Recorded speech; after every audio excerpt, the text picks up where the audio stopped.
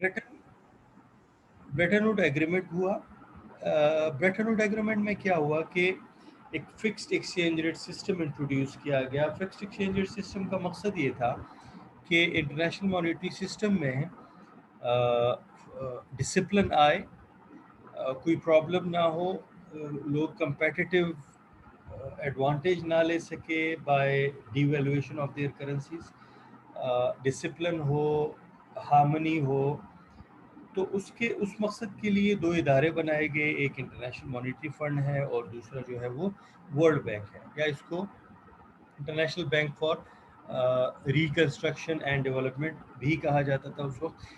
और यहाँ पे जो एक्सचेंज रेट सिस्टम इंट्रोड्यूस किया गया that was the fixed exchange rate system.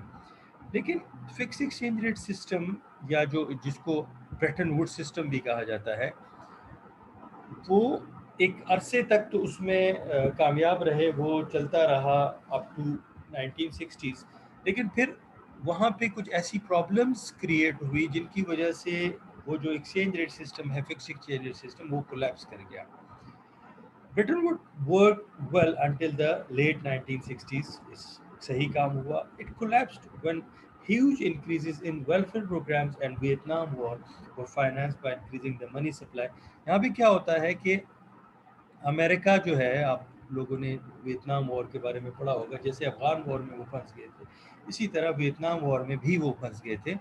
वहाँ पे उस लड़ाई को फाइनेंस करने के लिए यूएस को बहुत ज़्यादा मनी सप्लाई बढ़ानी पड़ी, मतलब कि प्रिंटिंग उनको करनी पड़ी, और उसकी वजह से यूएस में सिग्निफिकेंट इन्फ्लेशन आया। मतलब कि उनकी करेंसी जो है वो इन्फ्लेट हो गई, उनकी करेंसी के ऊपर बहुत ज़्यादा, क्योंकि सप्लाई बढ़ी, उनकी करेंसी के ऊपर बहुत ज़्यादा अपवर्ड डाउनवर्ड प्रेशर आया।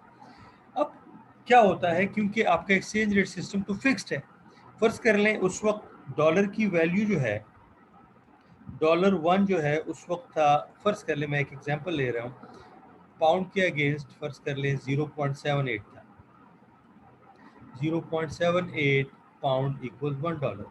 अब जब डॉलर के ऊपर बहुत ज़्यादा डाउनवर्ड प्रेशर आया, तो यहाँ पे ये जो फिक्स एक्सचेंज रेट सिस्टम है इसको रखना इम्पॉसिबल हुआ।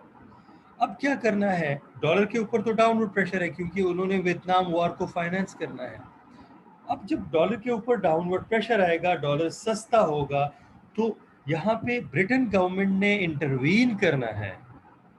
फर्ज कर ले डॉलर जो है ड्यू टू इन्फ्लेशन, डॉलर चला गया टूवर्ड्स 0.75 या 0.70 पे चला गया। अब यहाँ पे ग्रेट ब्रिटेन की रिस्पॉन्सिबिलिटी है कि वो आप अपनी करेंसी को वो डीवैल्यू कर लें ताकि फिर से इस रेट पे इसको लाया जा सके। अब उसको डीवैल्यू करने के लिए, अपनी करेंसी को डीवैल्यू करने के लिए वो क्या करेंगे कि डॉलर को रीवैल्यू करेंगे, डॉलर मार्केट से परचेज करेंगे ताकि डॉलर की वैल्यू बढ़े, और पाउंड को मार्केट में वो सेल करेंगे, पाउंड की आर्टिफिशियल सप्लाई बढ़ाएंगे ताकि पाउंड की वैल्यू जो है वो कम हो अगेंस्ट डॉलर। तो गलती किसकी है, वॉर में कौन पड़ा हुआ है, वॉर में यूएस पड़ा हुआ है, और रिस्पॉन्सिबिलिटी कौन ले रहा है, रिस्पॉन्सिबिलिटी ब्रिटेन वाले ले रहे हैं। Other countries increase the values of their currency relative to US dollar in response to speculation the dollar would devalue। अब यहाँ पे स्पेकुलेशन ये हो रही है कि डॉलर डीवैल्यू होगा, तो वहाँ पे ये लोग जो हैं वो अपनी करेंसी की वैल्यू जो है वो बढ़ा रहे हैं, डॉलर को बचाने के लिए सारा कुछ हो रहा है। However, because the system relied on an economically well managed US, अब ये पूरा सिस्टम जो है यूएस के ऊपर डिपेंडेंट है।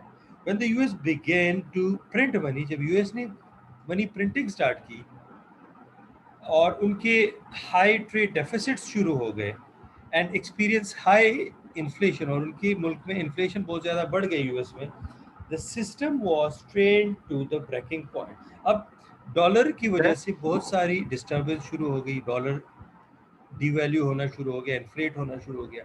अब डॉलर को बचाने के लिए सारे मुल्क जो भी उस वक्त फिक्स एक्सचेंज सिस्टम में मौजूद थे, वो कोई अपनी करेंसी को डीवैल्यू कर रहा है, कोई अपनी करेंसी को रीवैल्यू कर रहा है, just to safeguard dollar, dollar को बचाने के लिए सारा कुछ हो रहा है।